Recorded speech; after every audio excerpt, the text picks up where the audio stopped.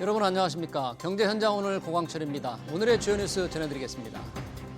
구윤철 기획재정부 장관은 주식 양도소득세 부과 대상인 대주주 기준을 현행 50억 원으로 유지하겠다고 밝혔습니다.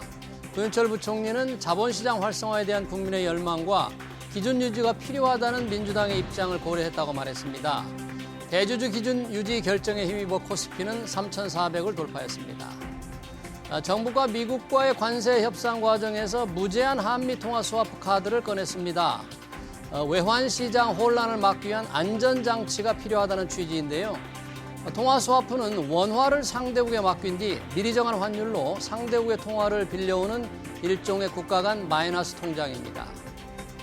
우리나라의 1인당 GDP 국내 총생산이 10년째 3만 달러 박스에서 벗어나지 못하는 가운데 대만이 내년에 먼저 4만 달러 벽을 뚫게 됩니다. 대만은 한국보다 늦은 2021년에야 3만 달러 시대를 열었는데 5년 만에 4만 달러 클럽에 가입하게 되는 겁니다. 대만이 한국보다 먼저 4만 달러 시대를 열게 되는 가장 중요한 배경으로는 AI 반도체를 선점하기 위한 선택과 집중, 글로벌 인재 유치 등이 꼽힙니다. 반도체 업황이 살아나면서 관련 주가의 상승 탄력이 강합니다. SK하이닉스는 AI 투자 열풍에 올라탔고 삼성전자는 범용 D램 가격 상승 전망에 증권사들이 목표가를 높이고 있습니다. AI 투자가 거품 우려에도 불구하고 이어질지, 반도체 주가 상승은 언제까지 계속될지 집중 진단에서 심층 진단해 보겠습니다. 경제 현장 오늘은 SBS BJ 앱과 유튜브에서도 실시간 시청 가능합니다. SBS BJ 앱을 다운받아 시청하면 더 많은 정보와 뉴스를 볼 수 있습니다.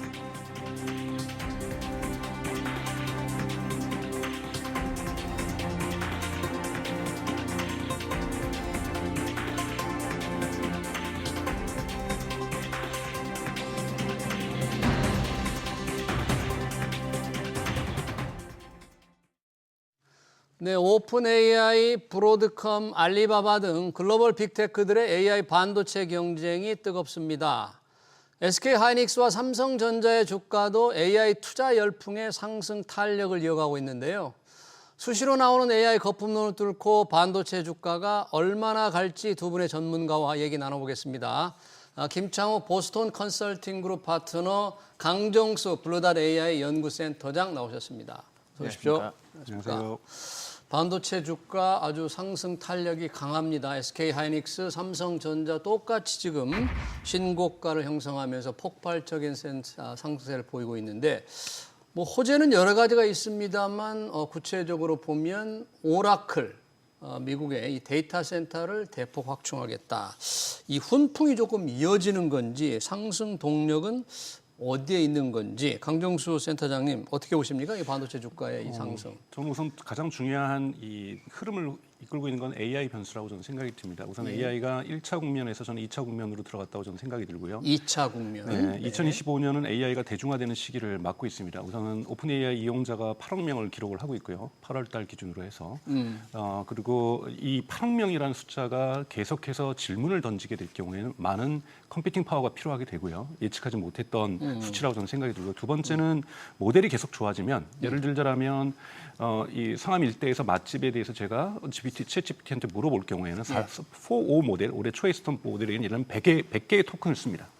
근데 5 같은 경우는 1000개의 토큰을 쓴다는 거죠. 여러분들이 속성을 아셔야 되는 것은 AI 모델이 발전할수록 동일 질문에 대한 답변을 낼 때 훨씬 더 품질을 높여내기 위해서 더 많은 토큰을 쓰게 된다는 겁니다. 이거는 더 많은 컴퓨팅 파워를 필요로 하게 된다는 거고요. 네. 지금까지는 모델의 학습 개발, 그러니까 학습과 모델의 어떤 업그레이드 부분에서 흔히 말하는 AI 컴퓨팅 파워가 필요했다면 이제 대중 서비스로 진화하면서 올해 오픈 AI 목표는 10억 명입니다. 그리고 내년에 10억 명. 이용자고 내년에는 20억 명이 이용자예요. 10억 명과 20억 명이 이용할 때 데이터 센터는 정말 우리가 상상을 초월할 정도로 수요가 폭증하게 되는 것이고 이 수요를 맞추기 위해서 종속 변수라고 할 수 있는 SK하이닉스라든지 이러한 반도체들에 대한 수요도 같이 증가한다고 연동되어서 증가하는 것이지 저는 독립적으로 SK하이닉스나 뭐 삼성전자가 잘하는 것도 있지만 시장을 열고 있는 것이 아니라 가장 중요한 건 소비자 시장에서 AI가 이제 진입한 2차 국면으로 진입했다는 것 이것이 가장 중요한 사건이라고 보고 있습니다. AI 데이터 센터에 대한 폭발적인 수요가 계속될 것 같다. 계속될 것 같다. 지금까지 상당히 많이 해왔는데 정말 계속될 것 같습니까?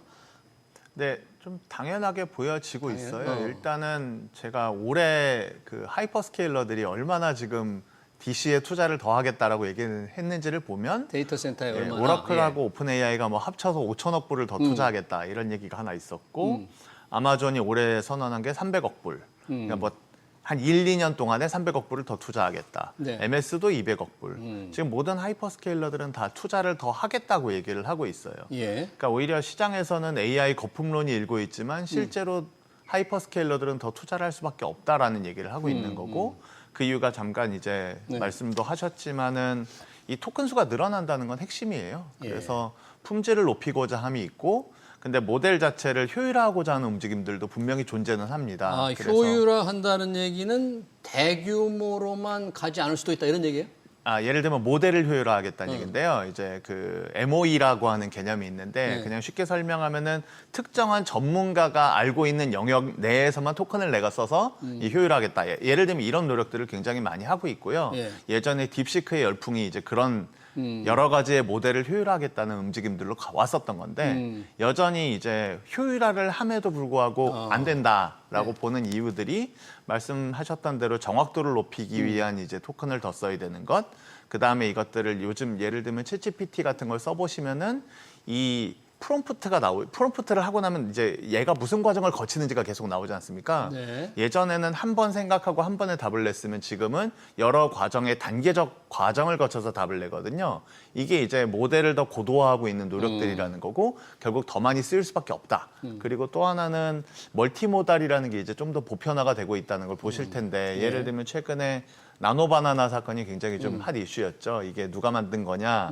그랬고 나노바나나 한번 써보시면 아시겠지만 나노바나나는 뭡니까? 이게 어크로벳 포토샵 같은 건데요. 포토샵? 쉽게 생각하면 예를 들면은 제가 사진을 찍어놓고 이 사진에서 나의 손을 든 것처럼 바꿔줘 그러면은 팔을 든 것처럼 바꿔줘요. 근데 이게 굉장히 연속성. 그러니까 이게 보통은 어색해지잖아요. 막 네. 그림이 깨지거나 그렇지 않고 완전히 자연스럽고 사진도 자연스럽게 만들어줄 정도의 퀄리티고 그래요? 이게 이런 게 이제 결국은 예전에는 텍스트만을 가지고 AI를 썼다고 하면 지금은 예. 그림과 동영상을 집어넣어서 그림과 동영상으로 답을 줘야 되니까 데이터 센터에 걸리는 부하는 굉장히 커지는 겁니다. 아, 그렇군요. 그리고 마지막 하나가 이제 피지컬 AI. 그래서 이제 피지컬 AI. 로봇을 어떻게 구현할 것이냐에 대한 AI들까지 계속 가고 있어서 지금의 투자가 아직 시작점이라고밖에 볼 수가 없는 것 같습니다. 시작점. 일각에서는 이제 AI 투자 열풍이다 하지만 거품론도 있다 이런 얘기가 있었는데 그런 걸 좀 잠재운 게 지난주에 발표된 이제 오라클이잖아요. 오라클이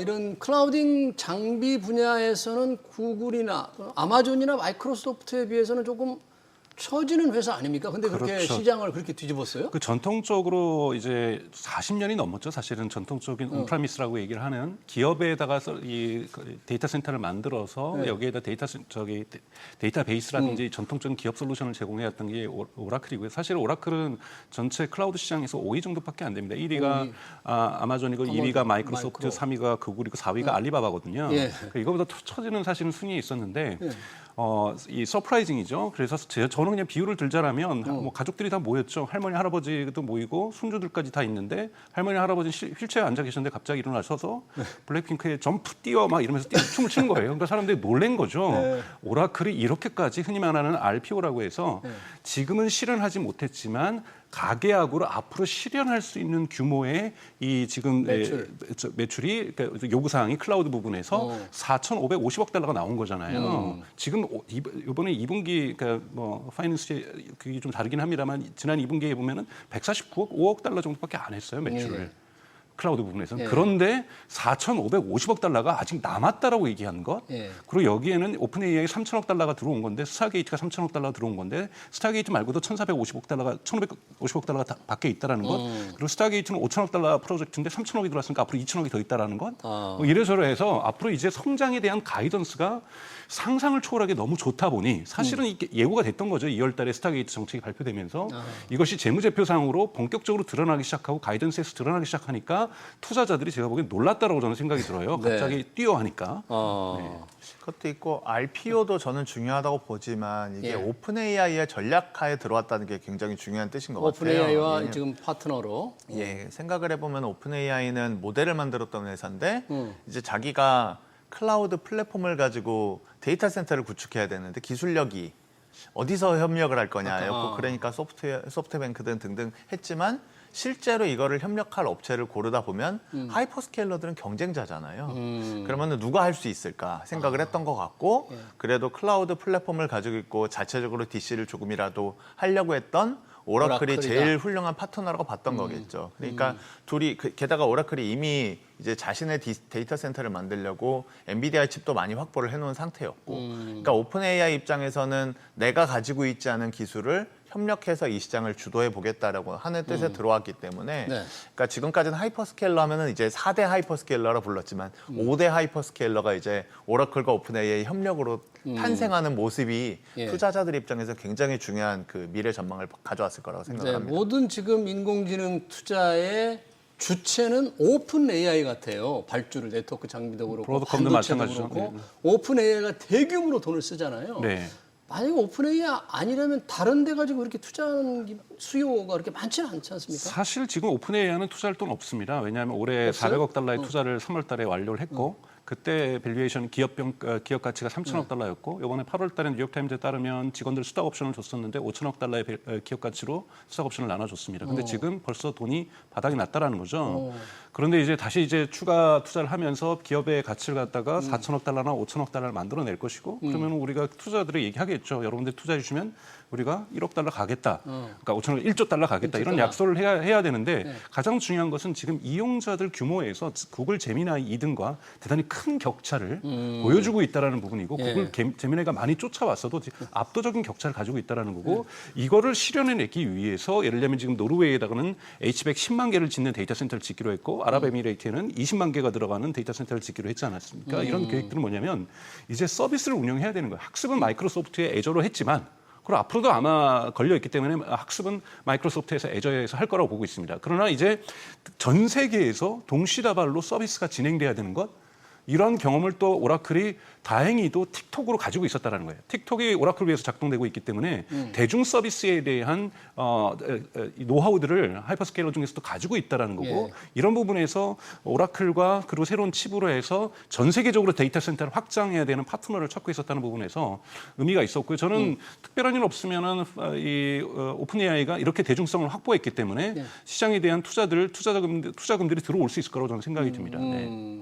뭔가 수익을 이제 좀 더 그 투자자들한테 확실하게 보장을 해야만 될 텐데 그런 긍정적인 기대를 가질 수 있다. 이런 있죠. 왜냐하면 올해 말에 SNS 한국어로는 SNS 소셜 미디어를 시작을 하기로 했고요. 그리고 지금 벌써 검색 시장에서는 의미 있는 비율들로 가지고 올라오고 있고요. 그래서 8월달에 구글에 대한 크롬에 대한 매각 재판에 있어서 판사가 얘기하기를 검색 시장에서 진정한 의미에서 경쟁이 본격화되고 있다기 때문에 굳이 크롬을 매각하지 않아도 된다라고 판단을 했던 거고 그것이 시장 판단이라는 거고 그다음에 내년에는 AI 커머스로 해서 이커머스 시장이 들어가면서 아마존 흔들 계획을 갖고 있다는 거죠. 그런 부분에서 기존에 있는 먹거리들에 대해서 AI 서비스로만이 아니라 이걸 가지고 SNS 서비스, 검색 서비스, 그다음에 커머스 서비스까지 지금 진출하겠다는 계획을 갖고 있다는 거죠. 여러분 아시는 것처럼 네이버나 구글이 처음에 시작할 때 광고 안 붙였거든요. 우선 고객부터 확보한 거죠. 그런데 8억 명을 확보한 것이 가장 큰 마일스톤이라고 저는 생각이 들고 올해 말까지 목표가 10억 명이라는 것, 내년까지 20억 명이라는 거죠. 이건 거대한 서비스로 성장하게 된다는 거고 이런 의미에서 충분히 시장을 흔들 수 있는 힘을 확보했다고 보고 있습니다. 네, 이미 시장을 많이 흔들고 있는데 그 흔드는 열풍에 우리 SK 하이닉스와 이제 삼성전자가 수혜를 잇고 있습니다. SK 하이닉스 얼마 전에 6세대 HBM4조 양산 체제를 구축했다. 가장 먼저 당연히 한 것 같은데 어떤 의미가 있습니까? 이게 반도체 경쟁에서 삼성전자와의 경쟁에서 양산 체제를 먼저 구축했다는 건 어떤 의미가 있어요? 네, 일단은 HBM4에 대한 이해도가 좀 중요할 것 같은데요. HBM4. 3와 4는 큰 차이를 가지고 옵니다. 그러니까 3까지는 재대계 표준에서 일반적으로 메모리를 이제 쓴다라고 하면은 페이지 단위로 특정한 시간 주기로 메모리를 그냥 읽고 씁니다. 이게 그냥 정해져 있거든요. 근데 HBM4부터는 이제 뭐 엔비디아의 좀 더 주도로 조금 더 메모리를 효율적으로 활용하고 싶다. 왜냐하면 불필요하게 내가 메모리를 활용하다 보니 전력 소비량이 크다. 그래서 페이지 단위라는 거를 꼭 지켜야 하냐. 내가 특정한 시점에 원하는 부분만 기억을 시킨다. 예를 들면은 AI 모델이라는 게 이제 행렬 연산이 핵심이죠. 그러면 행렬의 격자 안에 숫자들이 예를 들면 1과 0이 있을 텐데 0이 생각보다 많이 들어있는데 불필요하게 내가 0도 똑같이 읽고 쓰기를 해야 된다라는 게 이제 문제의식의 출발이었고요. 4부터는 그래서 내가 원하는 시점에 원하는 동작을 한다. 이거를 이제 그 다이나믹 메모리 채널링이라고 하는 요구사항이 새로 붙었고 네. 핵심은 뭐냐면 이제는 베이스 다이의 로직을 얼마나 잘 구현하느냐가 중요해진다라는 말씀입니다. 예. 그러면 이미 하이닉스는 가지고 있었던 선제적인 경쟁력이 그 메모리 코어 다이들을 굉장히 잘 만들고 있었던 거고 여기에 4부터는 로직 다이를 잘 만들고 이것만 잘 만드는 게 아니라 내 코어 다이와 이 둘의 최적화를 어떻게 잘하느냐. 결국은 경쟁의 요소가 새로 하나 더 생겼다는 거죠. 삼성전자 격차가 더 벌어지는 거예요? 이제 뭐 삼성전자도 예전에 이제 뭐 시스템 LSI도 있고 로직에 대한 역량이 더 있었고 등등의 얘기들은 나올 수 있겠지만 일단은 메모리 세계가 누가 먼저 개발에 완료를 했느냐부터 이게 기준점이 되고 시간이 지나면 이들이 더 수율이 올라가고 하는 것들의 장점을 계속 유지하기 때문에 그냥 지금 현재 상태로 보았을 때는 삼성과 격차가 벌어질 가능성이 조금 더 있을 수 있겠다 정도의 생각은 듭니다. 아니, 왜냐하면 최근에 주가가 SK 하이닉스의 상승폭이 훨씬 컸거든요. 물론 삼성전자도 강세를 띠고 있는데 그런데 오늘 보니까 삼성전자의 상승폭이 좀 일단은 장중에는 좀 높았습니다. 삼성전자는 지금 HBM4 엔비디아 품질 테스트도 아직은 좀 소식이 좀 없고요. HBM에서 시장 점유율도 그렇게 높아지지는 않는데 왜 이 주가가 갑자기 더 강한 탄력으로 좀 삼성전자가 이렇게 쫓는 듯한 느낌이 들죠? 저는 뭐 단기적인 주가에 대해서 드릴 말씀은 좀 없고요. 사실은 워낙 뭐 하루하루의 어떤 주가에 영향을 주는 것은 워낙 많이 있으니까요. 다만 삼성전자가 저는 명확하게 격차를 HBM에서 보여주고 있는 것은 분명하다라고 저는 생각이 들어요. 그러니까 분명하게 삼성전자는 4를 갖다가 뭐 3를 건너뛰고 4로 직접 가겠다고 얘기까지도 나오고 있는데요. 여기에 대해서 품질 테스트를 명확하게 보여줘야 될 과제를 숙제를 분명하게 가지고 있고요. 다만 이제 여러분 아시는 것처럼 이제 파운드리 부분에서 미국에서 만들어지는 파운드리 공장에서 고객들이 생기고 있다는 부분에서는 분명히 좋은 소식이고요. 또 하나 이제 추가적인 좋은 소식은 이제 물론 이것도 확정된 것이 아닙니다. 네. 우리가 지금까지 H100의 중국향 버전인 H20을 만들어서 엔비디아가 중국에 수출을 했었고요. 네. 근데 이제 블랙웰에 맞춰서도 블랙웰도 중국향으로 만들고 있는 것이 B40인데요.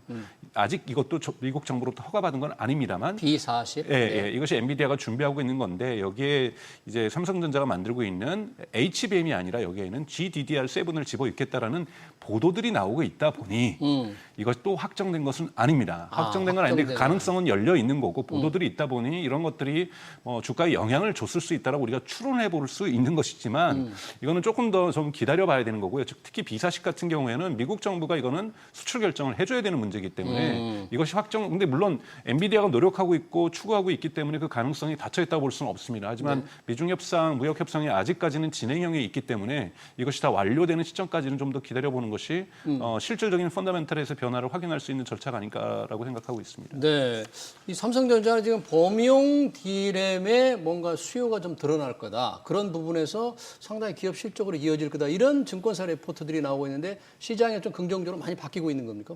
예, 그냥 이번에 엔비디아가 발표한 루빈 CPX라는 칩에 좀 주목할 필요가 저는 있다고 생각을 하는데요. CPX, 이게 루빈의? 그 컨텍스트 페이즈를 담당하는 칩이다라는 얘기인데 일단은 크게는 엔비디아의 메인 칩들은 다 학습용이고 근데 이제 추론 단계로 넘어가면은 두 가지 단계가 있습니다. 그래서 사용자가 프롬프트를 입력을 했을 때 이 프롬프트가 무슨 뜻인지를 이해하는 과정이 필요하고요. 예. 그다음에 그 뜻을 이해했을 때 내가 이거에 대한 답을 만드는 과정이 있으면 전자가 컨텍스추얼 페이스고 뒤가 이제 제너레이션 페이지인데 컨텍스트 페이지에서 이제 해야 되는 역할은 학습처럼 대규모 메모리로 대규모의 뭔가 연산을 해서 이해한다기보다는 빠르게 자기의 부분 정리되어 있는 데이터를 가지고 모아서 빠르게 생각하는 게 중요한 겁니다. 예. 그러다 보니까 루빈 CPX라는 칩은 추론 중에 컨텍스트 페이지에 집중을 했고 이 영역부터는 메모리가 HBM은 필요하지 않습니다. 여기는 그래서 네.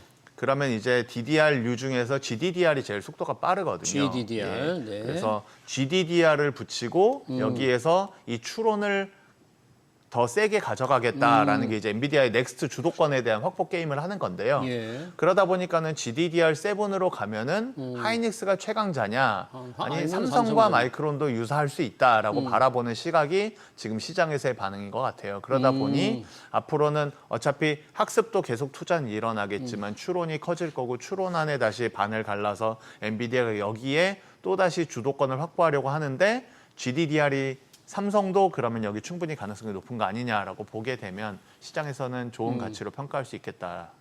그런 투자자들의 어떤 생각이 반영되는 것 같은데 HBM4 경쟁이 되면 범용 D램의 생산량 조절로 인해 가격이 올라갈 거다. 그래서 삼성전자 유리하다. 뭐 이런 분석도 있는 건가요?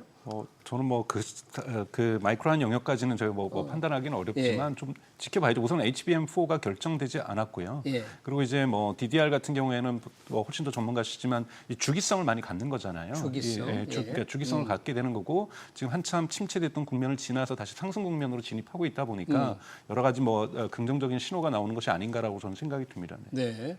그런 시장의 변화를 감안한 실적 전망은 어떻습니까? 그럼 삼성전자나 삼성전자의 경우에 훨씬 더 실적이 조금 개선의 이 폭이 더 클 것으로 이렇게 예상이 되나요? 뭐 근데 하이닉스는 그렇다고 범용 D램을 안 하는 건 아니죠. 다만 그렇죠. 삼성의 캐파가 하이닉스보다 일단 D램 캐파가 한 1.5배 정도 크기 때문에 만약에 HBM의 시장 성장보다는 범용 D램에서 조금 더 시장 성장이 커진다고 하면 캐파가 큰 쪽이 당연히 매출도 커질 거니까 예. 수익성을 유사하다고 가정했을 때는 삼성의 실적 상승폭이 클 수도 있겠다라고 바라보는 거는 합리적인 추론인 것 같아요. 그리고 말씀처럼 HBM이 아무리 지금 시장에서의 쉐어가 크다고 하더라도 앞으로도 한 2, 3년 뒤까지는 전체 D램 시장에서 HBM이 차지하는 비중은 20% 정도까지밖에 안 될 거고 20%? 여전히 범용 D램이 메이저이기 때문에 말씀처럼 HBM에 약간 실기를 한 삼성이라도 범용 D램의 기회 아까 말씀하셨던 HBM으로 생산 캐파가 몰리고 조금 더 수요가 몰리면은 상대적으로 범용 D램은 후순위는 되겠죠. 물량이 부족하다기보다는 그 안에서도 고객사가 우선순위에 따라 자기가 사려고 할 때는 이게 어차피 굉장히 현물 시장과 비슷한 시장이잖아요. 네. 그러다 보니까 가격이 오를 수 있겠다라고 바라보니 그렇게 되면 말씀처럼 캐파가 큰 쪽에서 조금 더 실적 상승분이 커 보이는 효과는 분명히 나올 수 있을 겁니다. 네. 강종수 센터장님, 지금 이 반도체 칩, 엔비디아가 사실상 독주를 하는데 그 독주를 견제하기 위한 자체 AI 칩 개발이 한창이잖아요. 지금 흐름은 어떻습니까? 이 경쟁자들의 움직임은 어때요? 그러니까 나홀로 엔비디아의 시대는 뭐 끝났다 볼 수 있지만 저는 엔비디아가 왜냐하면 시장 자체 수요가 계속해서 존재하고 있고 수요가 또 그냥 존재하는 것이 아니라 팽창적으로 지수적으로 또 익스포넨셜하게 좀 성장하고 있기 때문에 엔비디아의 어떤 이익의 어떤 성장 스토리, 매출의 성장 스토리는 좀 지속될 수밖에 없다고 저는 생각이 듭니다. 다만 말씀하셨던 것처럼 이제는 학습 시장과 추론 시장 쉽게 얘기해서 우리가 질문하고 답변하는 거거든요. 이 시장이 함께 폭발적으로 커지고 있다라는 부분에서 예를 들면 여기에서 예를 들자면 들어오는 경쟁자가 있다는 거죠. 이번에 알리바바가 만든 칩 같은 경우에 경쟁성은 뭐냐면 하웨이는 엔비디아하고 같이 병렬적으로 작업할 수 없는 칩을 만들고 있는데요. 이번에 알리바바가 만든 것은 엔비디아의 쿠다 속에 들어갈 수 있는 칩을 만드는 거거든요. 그러면 엔비디아를 버리는 게 아니라 엔비디아의 보충제로 들어갈 수 있는 이러한 어떤 부분에서는 엔비디아를 쓰고 학습에서는 추론에서는 알리바바 칩을 써서 묶어버릴 수 있는 이런 시장이 아직은 잠재적인 경쟁자지만 이런 식으로 접근하는 경쟁자가 나올 수 있다는 거죠. 그러면 하이퍼스케일러나 어떤 데이터 센터를 운영하는 데 있어서 여기는 어느 정도는 추론으로 전문적으로 하는 일반 특히 무료 이용자들을 위해서 이런 추론 서비스를 하게 될 경우에는 충분히 엔비디아하고 믹스를 해가지고 갈 수 있다는 부분에서 어느 정도의 우리가 시장 점유율, 그러니까 시장이 절대적으로 커질 때 1위 사업체 시장 점유율은 떨어지는 건 저는 어쩜 피할 수 없다고 저는 생각이 듭니다. 그래서 하지만 저는 엔비디아가 이끌고 있는 어떤 핵심적인 리더십이 흔들린다고 생각하지는 않습니다. 흔들리진 않는다. 네, 조금만 예. 그 투자자 관점에서 좀 관심 있을 만한 얘기를 드려보면 어떤 최근에 이제 브로드컴이 엄청나게 큰 성장을 했죠. 네. 그 가장 이유는 다 아시겠지만은 구글의 칩을 브로드컴이 만들어준다는 거였고요.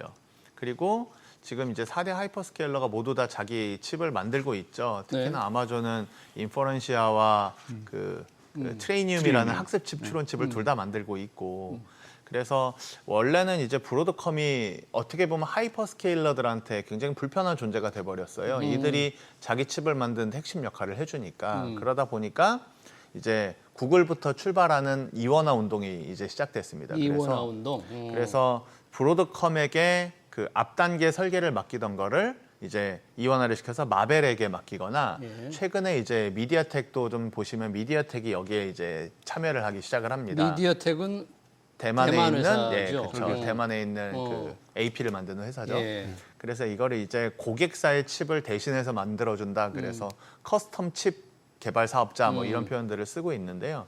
그래서 브로드컴 독주 체제에서 마벨과 미디어텍이 새로운 이제 대항마로 등장한다가 하나의 좀 투자 관점에서 보실 만한 포인트일 것 같고요. 네. 또 하나는 고객사들이 브로드컴이 개발해주던 앞단에 있는 설계를 이제는 자기가 직접 하려고 합니다. 구글이 직접 설계를 하겠다. 그렇게 되면 브로드컴 혹은 마벨도 이제 여기서 내쳐지게 되고 오히려 뒷부분에서 이제 백엔드 부분 설계부터 아예 후공정 패키징까지를 도와주는 이 턴키 사업자라고 부르는데요. 이런 업체들이 이제 좀 뜨게 되는데 그게 지금 현재 대만의 GUC와 알칩들입니다. 그래서 이런 업체들이 하이퍼스케일러의 칩을 만들어주는데 큰 기여를 하게 되는 그 무게중심을 가져가게 될 가능성이 좀 높다. 대만 회사를 얘기했는데 우리 반도체 설계 회사들은 이런 자체 칩 개발을 통해서 하이퍼스케일러들이 좀 손을 내미는 우리 회사들도 있죠, 우리도. 네, 뭐 우리나라에도 에이징랜드라는 회사도 있고요. 그다음에 뭐 세미파이브라는 회사도 있습니다. 그런데 지금 주목해야 되는 거는 GUC나 알칩은 TSMC의 밸류체인 애그리게이터, VCA라는 표현을 쓰는데 그들의 협력 파트너거든요. 알겠습니다. 그러면 우리나라에서는 삼성 파운드리가 커졌을 때 거기에 붙어있는 플레이어들이 조금 더 기여를 하게 될 가능성이 높기 때문에 네. 이쪽에 기대를 좀 해야 된다라는 생각입니다. 지금 이 반도체 회사의 주가 상승에는 결국 외국인 투자자들의 매수 열풍이 큰 역할을 하고 있는데 두 회사 SK하이닉스와 삼성전자를 보면 SK하이닉스에 대한 그 매수 강도가 상대적으로 좀 높았던 것 같습니다. 외국인 투자자들의 지금 전략은 뭘까요? 이게?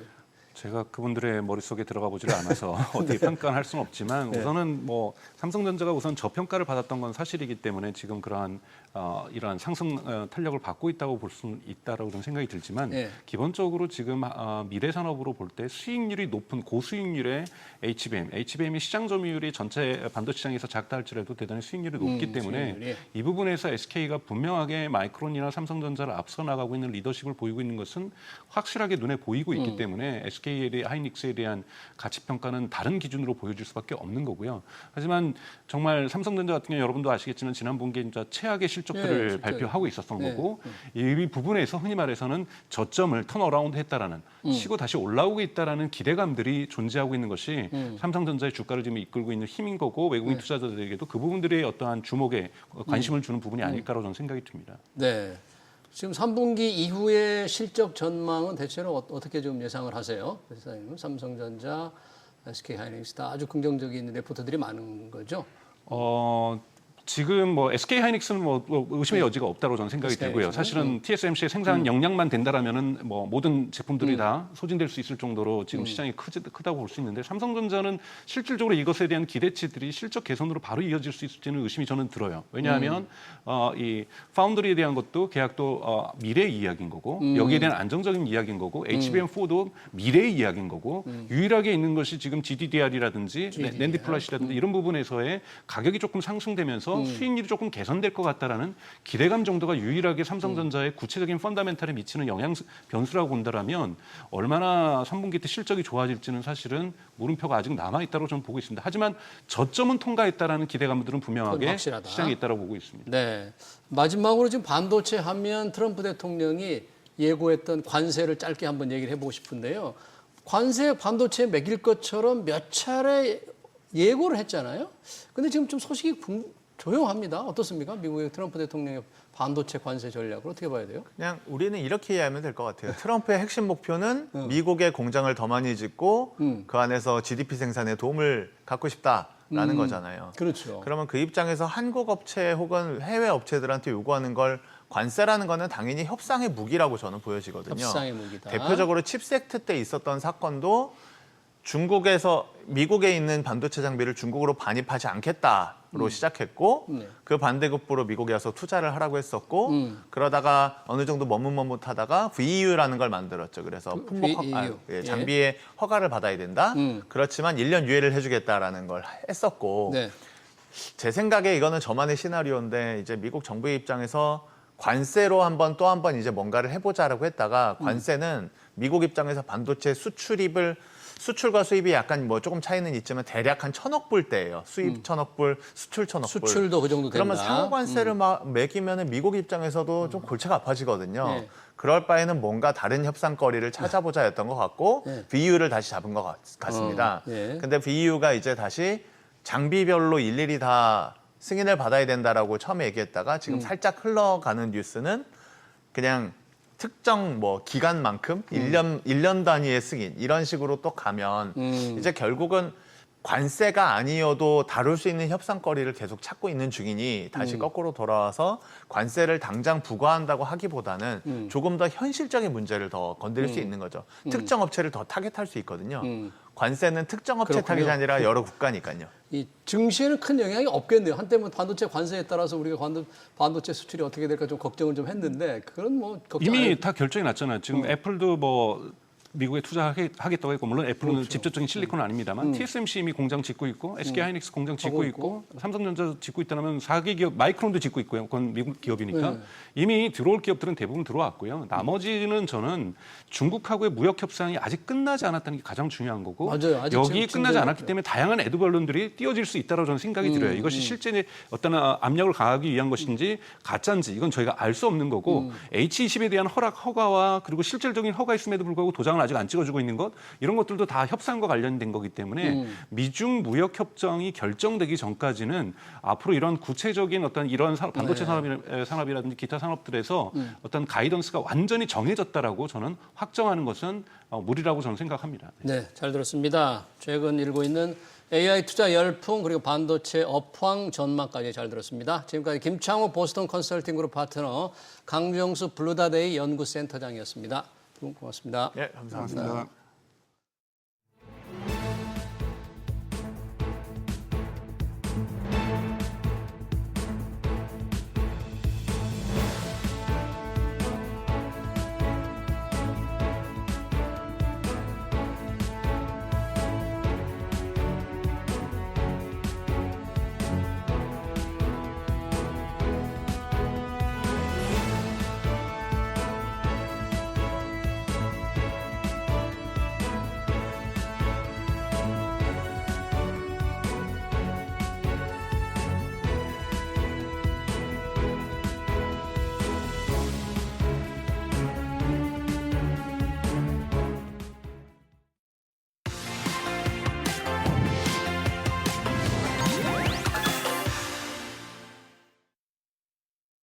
네, 미국의 8월 소비자 물가 지수가 2.9% 올라 7월보다 상승폭이 뛰었지만 시장 예상치에는 부합했습니다.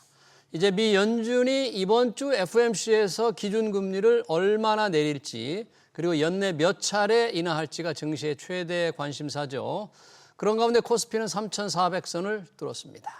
허재환 유진투자증권 리서치센터 상무 모시고 글로벌 증시 시장 분위기 살펴보겠습니다. 상무님 어서 오십시오. 네, 안녕하십니까. 자, 미국의 이 경제 지표가 조금 엇갈리네요. 소비자 물가는 뛰고 고용은 조금 부진하고 그래서 이게 과연 연준의 결정에 어떤 영향을 미치고 증시는 어떻게 반응할까? 증시는 어떻게 지금 보고 있습니까? 이런 지표의 변화를. 예, 뭐 일단은 저희 증시에서는 bad is good이라고 생각을 하고 있습니다. bad is good. 아, 지표가 안 좋으면 네. 투자자들에게는 좋다. 주가에는 네. 좋다 이런 거예요? 네, 맞습니다. 이제 그만큼 보통은 이제 그 금리를 인하를 한다라고 하면 뭐 이 자금 조달하는 데 들어가는 비용이 이제 싸지니까 긍정적이다. 뭐 이렇게 좀 보시는 분들도 있지만 그렇죠. 또 한편에서는 뭐 당장 경기가 나빠지는데 기업들의 실적이 나빠질 텐데 이거를 좋게 볼 수 있느냐.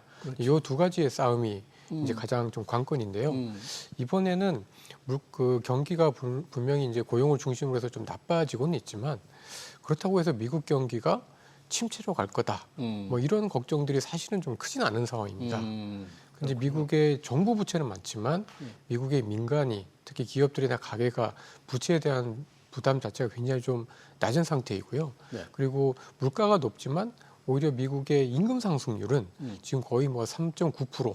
뭐 이렇게 굉장히 높다면서 거의 4%에 가까이 있다 보니까 예. 물가가 3%대로 넘어간다고 하더라도 실질적인 소득 증가율은 여전히 1%포인트 이상 늘어날 수 있다라는 것들 때문에 네. 금리가 내려도 경기에 대한 어떤 걱정 자체보다는 조금 둔화됐다가 또 올라오는 거 아닐까라는 기대감이 좀 더 크게 작용을 하고 있다 이렇게 좀 보여집니다. 그러니까 고용의 지표가 조금 안 좋게 나오지만 이게 경기 침체의 신호라기보다는 뭔가 하여튼 조금 지금 조정한다 그럴까? 크게 걱정하는 사람들은 많지 않다 그런 얘기네요. 경기 네, 상황에 그렇습니다. 대해서. 그럼 그런 물가 수준과 고용 지표를 감안할 때 이제 이번 주 FOMC에서는 이제 금리 인하는 뭐 거의 100% 가까운 확률이더라고요. 99% 정도.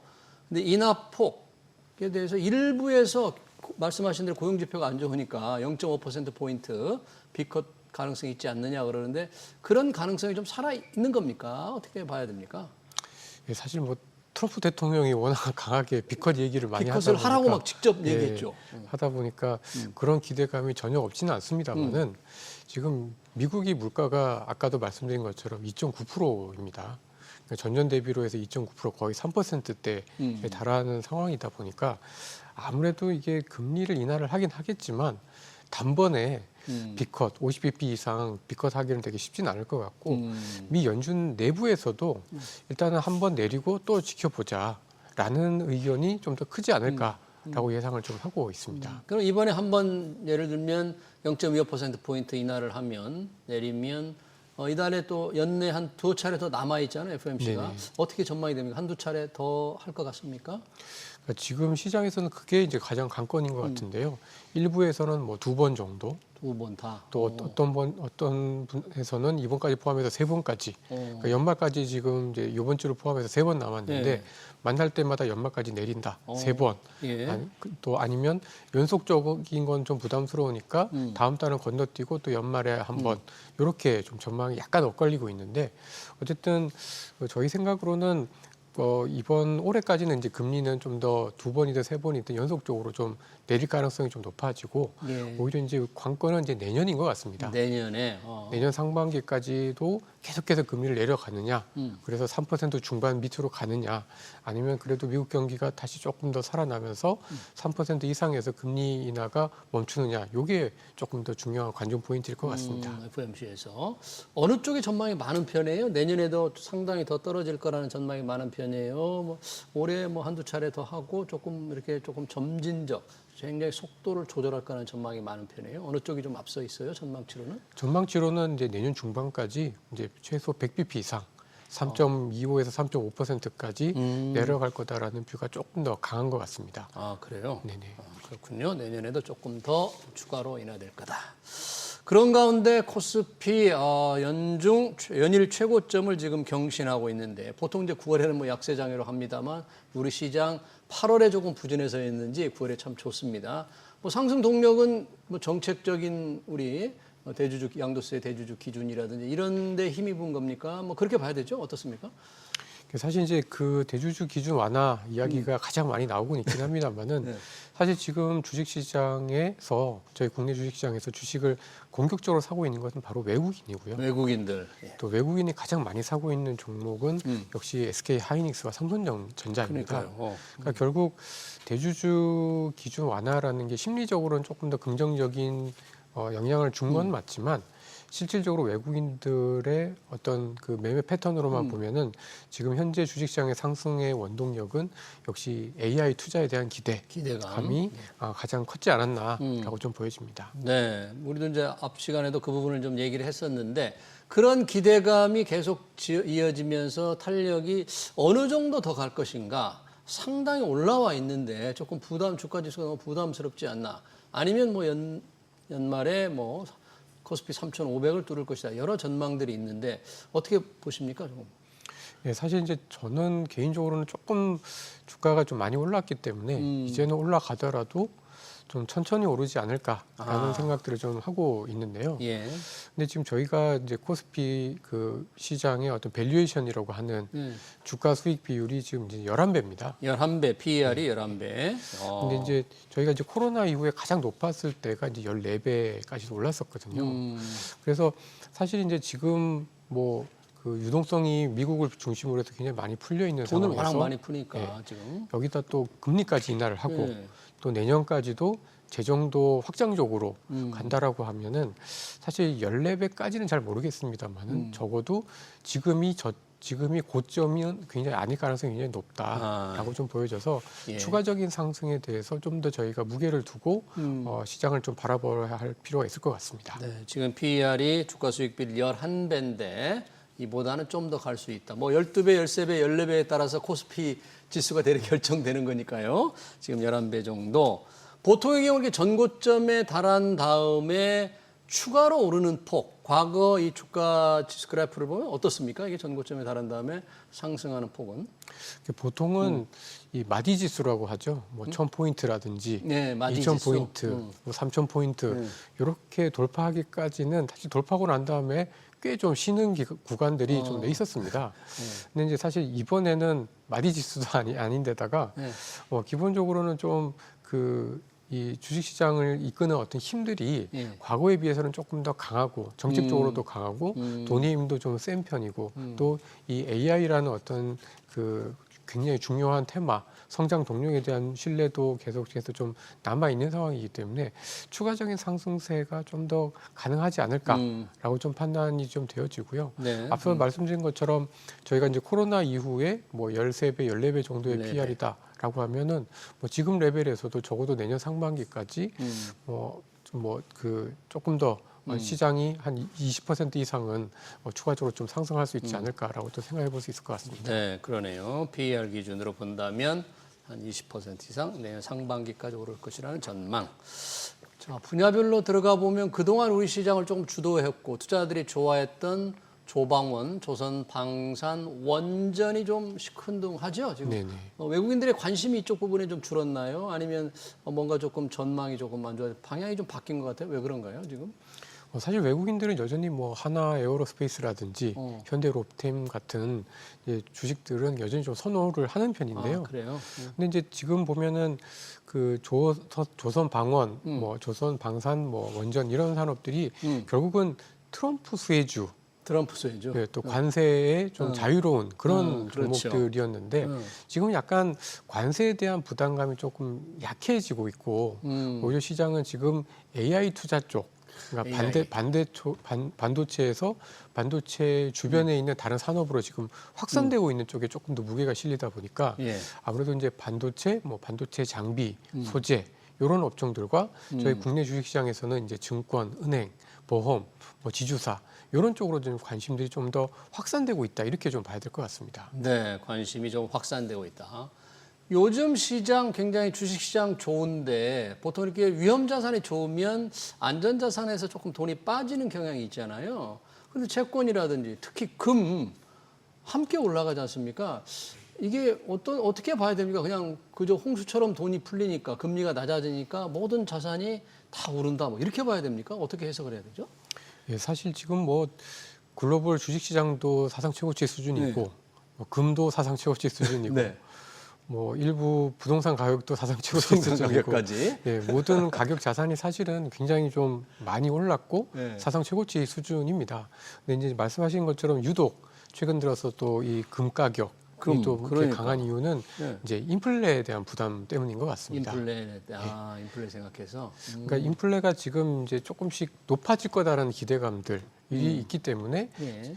근데 이제 아직은 저희가 이제 코로나 이후에 이제 뭐 미국의 물가가 막 8% 9% 올라갔을 때의 물가는 아니다 보니까 예. 뭐 기본적으로 이제 아주 뭐 이제 주식시장이 안 되고 금만 올라가는 그런 형태는 아닙니다만은 지금은 이제 물가가 조금 올라갈 수도 있다는 기대감들 때문에 물가. 예, 아무래도 이제 채권 금리는 떨어지다도 좀 천천히 떨어지고 대신에 인플레 국면에서 상대적으로 좀 강하다라고 볼 수 있는 주식시장 그리고 금 이런 자산들이 조금 더 강하다 이렇게 좀 봐야 될 것 같습니다. 그런 흐름은 지금 물가 상승에 우려가 있다면 그런 변수가 좀 유지될 것 같네요. 주식이라든지 금 같은 경우에는 가격이 오르고 채권금은 가격이 오르는 그러니까 금리가 떨어지는 속도가 좀 더디다.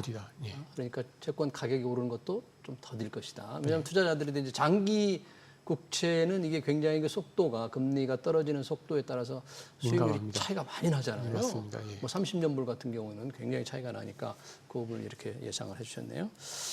사실 우리 증시만 지금 오르는 건 아니죠. 미국 증시도 특히 나스닥 사상 최고치 경신, 중국도 참 좋습니다. 아시아 증시까지 뭐 다 정말 다 좋은 기분인데 이건 뭐 어떻게 이것도 좀 모든 자산이 다 오르는 그런 현상으로 봐야 됩니까? 어떻게 봐야 돼요? 다른 나라까지. 네, 뭐 결국은 돈의 힘이 워낙 세고 돈의 힘. 또 그 돈의 힘이 지금 집중될 수 있는 AI 또는 데이터 센터라는 산업이 굉장히 좀 강력한 성장 동력이기 때문인 것 같습니다. 그러니까 뭐 중국만 보더라도 예.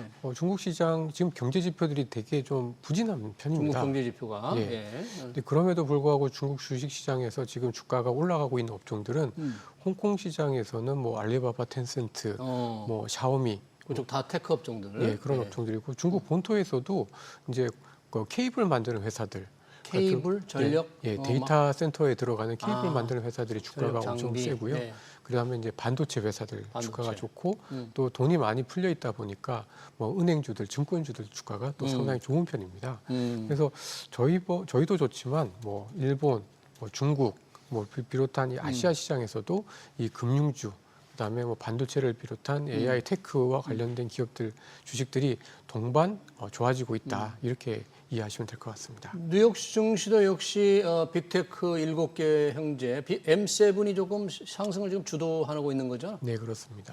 상당히 이제 이 돈의 힘과 AI 투자 열풍이 뭉쳐서 주가를 지금 올리고 있네요. 우리 시장도 지금 똑같이 나타나고는 있습니다만 연말 또는 내년까지 볼 때 어떤 업종이 앞으로 조금 주도할까요? 상승세를 주도하고 우리 투자자들은 어떤 부분을 조금 관심 있게 봐야 할까요? 예, 지금 그 저희가 이제 연구 사상 최고치를 경신하는 과정에서 가장 뜨거운 산업들이 아무래도 이제 연말까지 저희 주식시장에서도 좀 더 주도력을 갖고 영향력을 좀 확대하지 않을까라고 좀 보여지는데요. 예. 그런 업종들이 이제 반도체와 역시 반도체입니까? 그리고 이제 반도체 주변에 이제 소재와 뭐 부품, 장비, 소부장. 이런 업종들이 굉장히 좀 센 편입니다.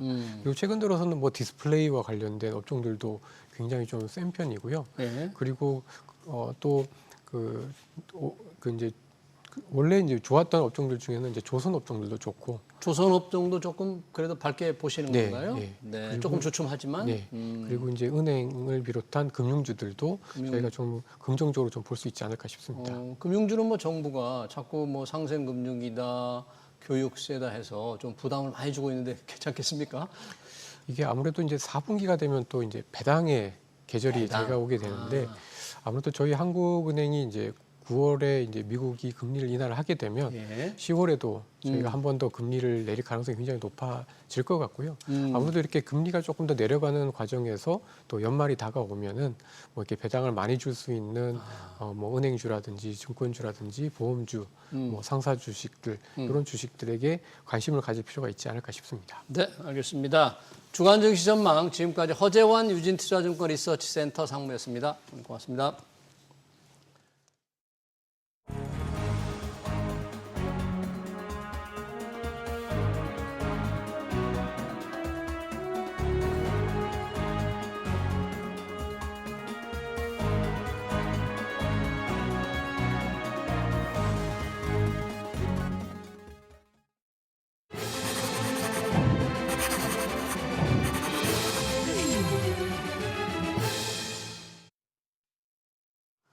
네, 반도체 주가가 날개를 달았습니다. AI 투자 열풍이 계속될 것이라는 기대감으로 매수 심리가 뜨거운데요. AI 투자는 수시로 거품 논쟁에 휘말립니다. 얼마 전 오픈 AI 샘 올트만도 AI 거품을 경고했는데요. 그 회사에서 오라클에 초대형 클라우드 컴퓨팅을 발주해 AI 거품론을 잠재웠으니 아이러니합니다. 하지만 AI 투자가 얼마나 큰 수익을 가져다 줄지는 여전히 미지수. 거품론은 끊이지 않겠지만 그 불안을 뚫고 AI 열차는 달려갑니다. SBS 비즈 경제 현장 오늘 여기서 마치겠습니다. 시청해주신 여러분 고맙습니다.